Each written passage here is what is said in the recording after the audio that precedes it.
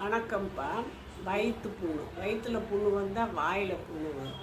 அப்புறம் இந்த கண்ணெரிச்சல் பிரச்சனை, அப்புறம் முடி கொட்டுறது எல்லாமே உடல் சூட்டுனால தான் வர்றது. இதுக்கு நம்ம அகத்திக்கீரையை சேர்க்கணும், கண்டிப்பாக சேர்க்கணும். மாதம் ஒரு தடவையாவது நம்ம சேர்க்கணும். மாதம் ஒரு தடவை சும்மா கொஞ்சமாக சொல்கிறேன், மாதம் 2 தடவை கூட நம்ம சேர்க்கலாம். அதை சூப் வச்சு குடிக்கலாம். சூப்பெல்லாம் நான் வீடியோவில் போட்டிருக்கேன், பார்த்து செஞ்சு குடிங்க. அதை பருப்பு கூட சேர்ந்து கூட்டு மாதிரி வைக்கலாம், பொரியல் பண்ணலாம். கொஞ்சம் கசப்பு தன்மையுடையது தான் இருந்தாலும் அதை நம்ம சாப்பிட்டுட்டு வர்றது. அந்த அகத்தில் உள்ள தீ, அந்த நெருப்பு, அந்த சூட்டை குறைக்கக்கூடிய அந்த அகத்திக்கீரையை கண்டிப்பாக சாப்பிடணும். சில பேர் என்ன சொல்லுவாங்க, அகத்திக்கீரையை மாடு தான் சாப்பிடும், மனுஷங்க சாப்பிட மாட்டாங்கன்னு. மாடு சாப்பிட்டு தான் நீங்கள் பார்த்துருக்கீங்க. கண்டிப்பாக மனுஷனும் சாப்பிடக்கூடிய கீரை தான் வீடியோ போட்டிருக்கேன். அகத்திக்கீரை சூப்பு பார்த்து நீங்கள் செய்யுங்க.